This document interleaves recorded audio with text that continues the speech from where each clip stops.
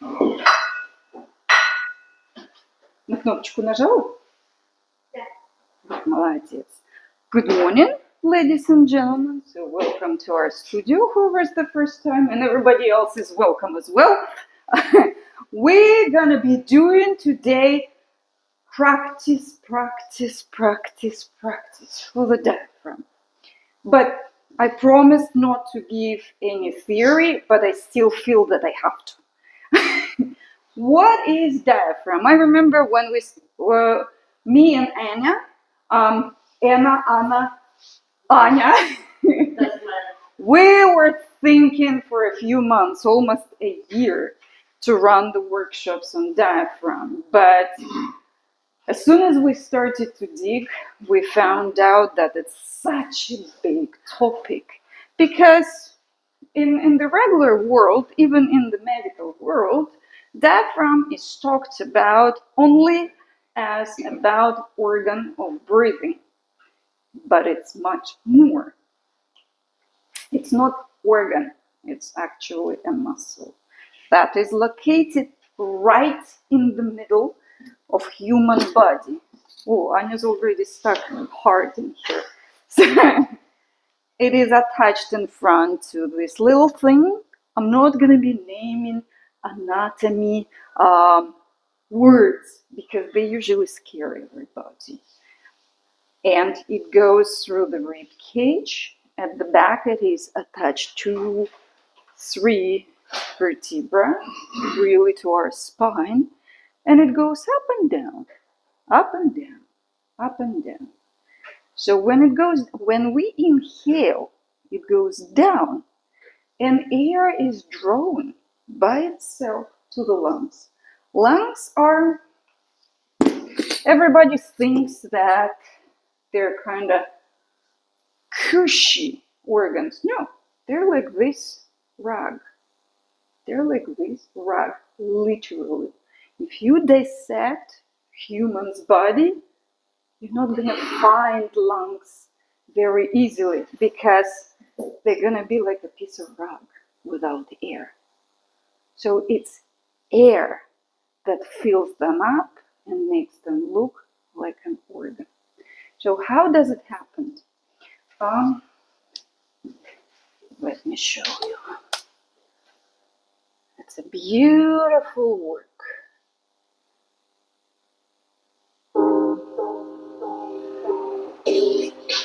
So you see, this is the diaphragm. Now it contracts, but it contracts only at the ending part, close to the attachments. The middle part doesn't contract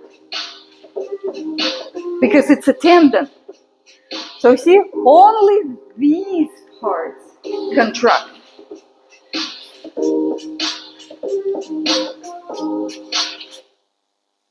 Now, okay. Oh, I moved it here. So I want you to pass it around. And it works exactly like syringe. So imagine that the end of the syringe, that the handle of the syringe is the diaphragm. So it goes down and it creates more space here in the thoracic area and here in the belly area. And the pressure goes down. And you know how we talk about the weather when the head hurts. We tell that the pressure went up.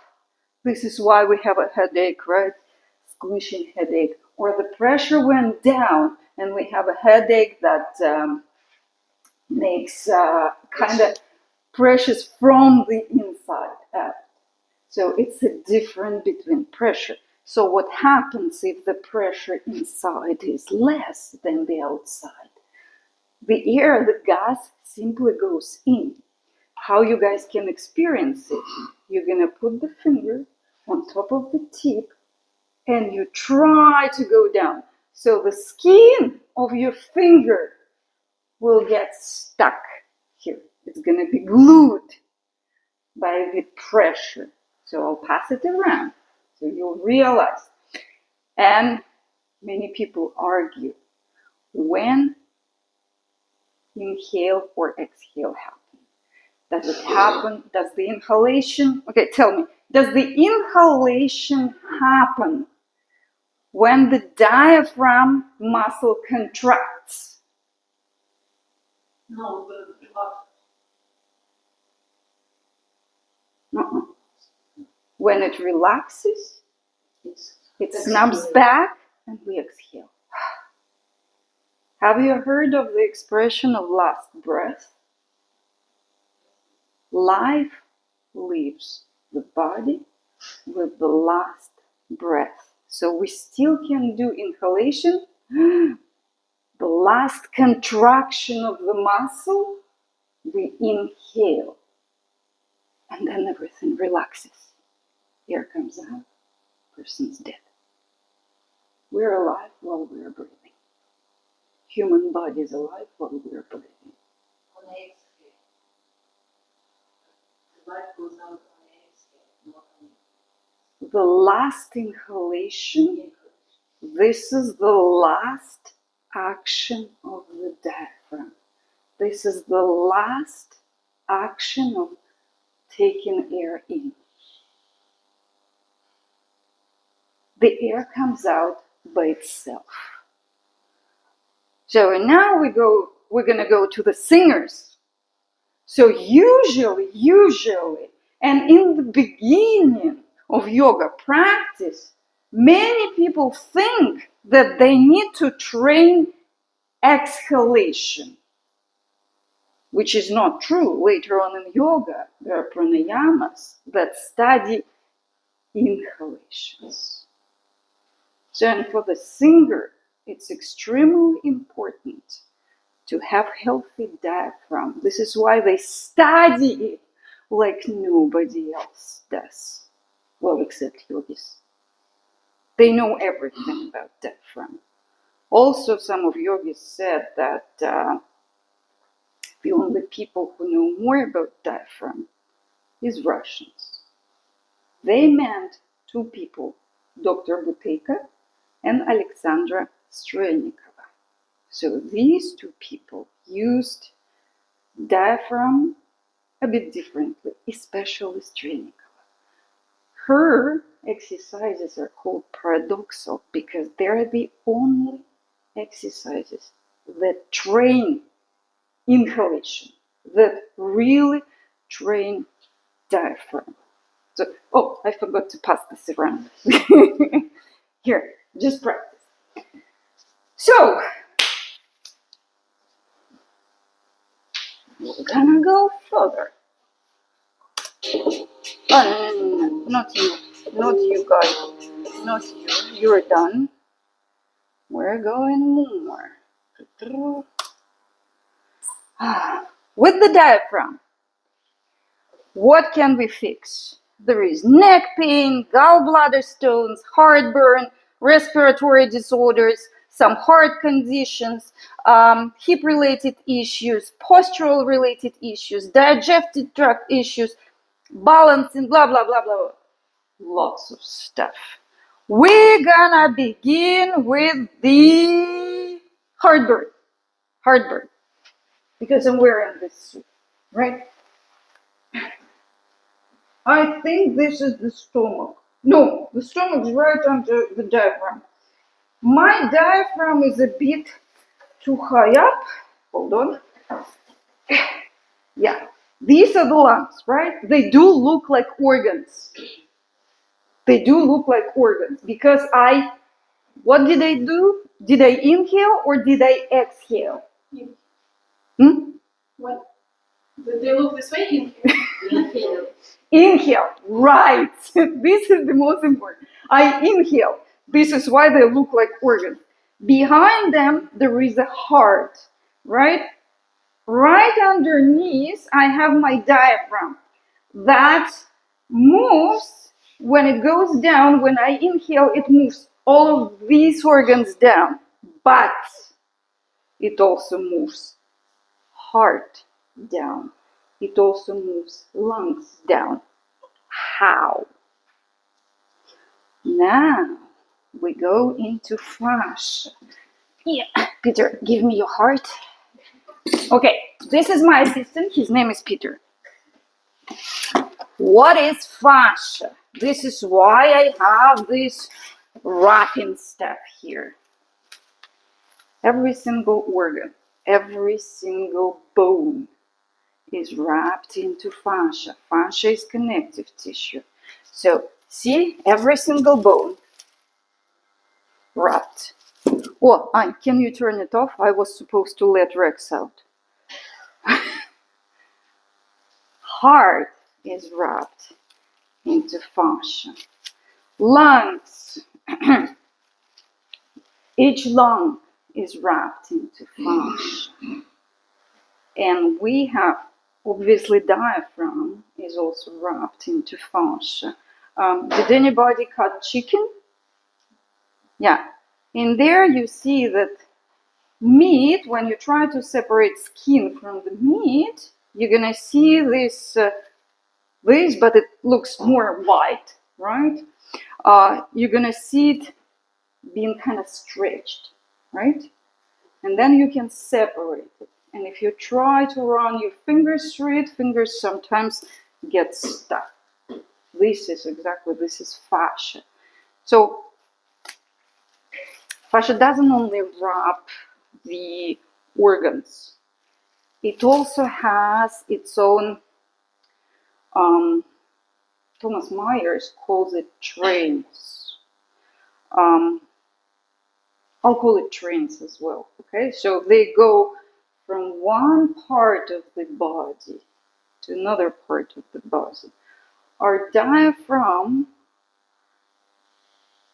is located in one of the major fascial lines, or in one of the major fascial trains. It begins at the big toe, runs through your calves, big time through your inner thighs, pelvic floor,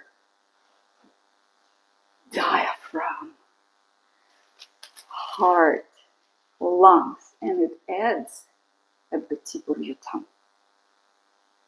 And it's balancing, also balancing line. Without it, we'll be falling apart. It's basically our axis. So, if anything in this line, just imagine, see, I wrapped heart into here.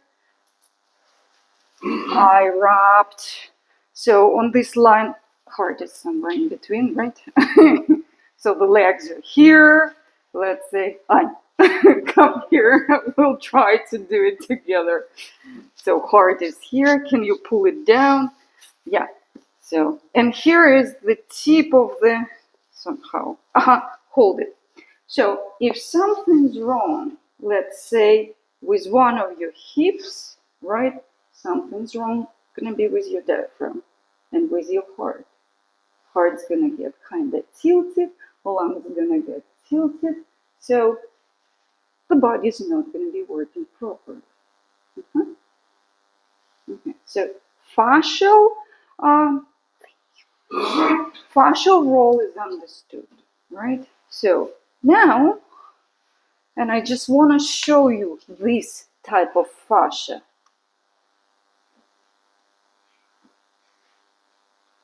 So see, this is the line of fascia that I'm talking about. And if you cut the body, and you're gonna get just this line of fascia. It begins at the big toe. So goes up, these are the calves, these are the thighs. This is the pelvic floor. You see big time pelvic floor. So if you work with the pelvic floor and you don't work with fascia, forget about any results in there. Really, forget about any results in your pelvic floor muscles. This is our diaphragm. This is the diaphragm. So two big parts. And then we go just to pleural, heart, and we end up with the tongue. Right? So this we're done. And I want to go back in here. And the first thing we're talking about gallbladder, because this is a very popular topic. Or heartburn. You choose, guys. What's more important? Heartburn is good. So our stomach has two holes. Hole in, hole out. Easy, right? But if the diaphragm is in spasm, so what is the spasm? It's, I'll be talking about my bicep. If I was curling my bicep and I didn't relax it after, I didn't work with the full range of motion of muscle. I didn't relax it. The relaxation is the normal position of the muscle when it is not contracted. It is the position when the muscle doesn't drain the energy from the body. So when the muscle is even slightly, even 3% contracted, the body has to give it energy. Okay? So if the muscle is still contracted, it's not going to work properly next time that you use it. So you have to relax it first. Relax meaning to lengthen it, because you see, this is the full muscle. And when you cut the same chicken, you're going to see that the muscle, the meat is usually the muscles, they separate into the bunches of muscles. Again, each bunch of muscle is wrapped into connective tissue, into fascia. In order for the muscle to contract, meaning to move bones to another bone, these bunches of muscles will slide into each other. So this is contracted muscle. When we inhale, our diaphragm contracts. It goes down, right? And then we relax. With the diaphragm, we can relax. But again, if it overworked, it cannot fully relax. And then, if it's not relaxed for a long time, at these connection points, fascia gonna get glued to each other. And then the pain comes, which indicates, hello, please relax me. Please do something with me. Let's relax me, because I want to work fully, right? So the biceps will tell, relax me so I can contract again, so you can use me. If there is spasm in the diaphragm, it doesn't work fully, it doesn't relax fully. The stomach, it has its own valves. The stomach valve will not close properly. So when you have a spasm in the muscle, it doesn't relax completely and it doesn't contract properly anymore, fully. So see, spasm in the diaphragm leads to reflux. And the first thing to correct the issue with the reflux is to relax the diaphragm. That's what we're going to do now. The first thing that we're going to do, we're going to make fingers like this. Peter. Because we have here, okay, I have to name it, xiphoid process, little tiny bone. It's movable because it's softer than other bones. We're going to put these fingers, 3 fingers below where our ribs, I don't see my ribs, unfortunately.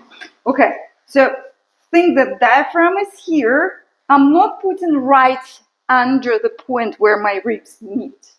I'm putting it 3 fingers below, okay? Just to avoid breaking this process. And Anchka, come here. Anchka, come here. I'm gonna show it on Anya. Oh. Yes. So I'm gonna palpate Anya's ribs. I'm going very gentle. I can see where the ribs meet, but I'm not gonna put my fingers here. I'm gonna measure 3 fingers down. And right under my 3rd finger, you guys gonna apply your fingers. Not directly in, but towards the point between shoulder blades.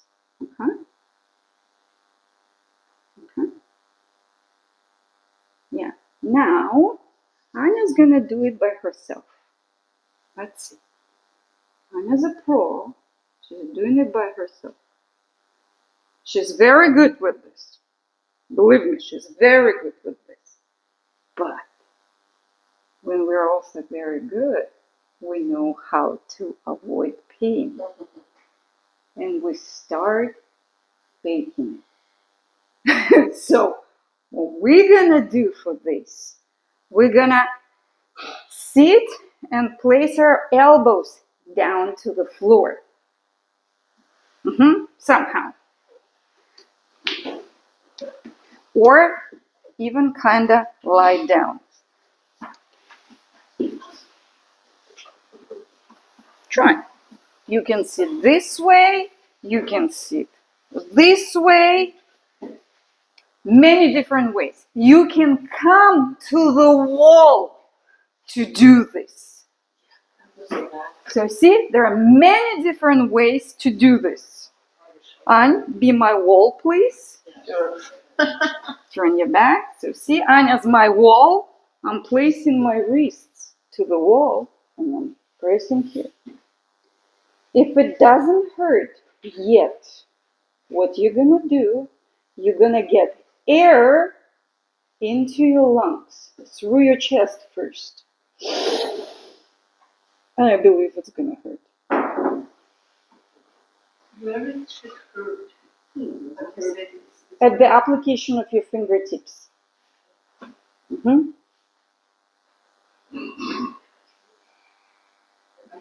Remember, you direct your pressure towards your middle of your shoulder blades. It hurts a lot. Which means that you have a Spasm. really bad spasm. Definitely. But it also means that you got the right spot, Sveta. What is it like? It's pulsing like crazy. Like, Good! Good! Like, Good! Like really intensively pulsing. Very good. Okay. You got towards the artery. Yeah. Also, try to breathe into your chest and hold your breath. The second variation, breathe into your belly and hold it.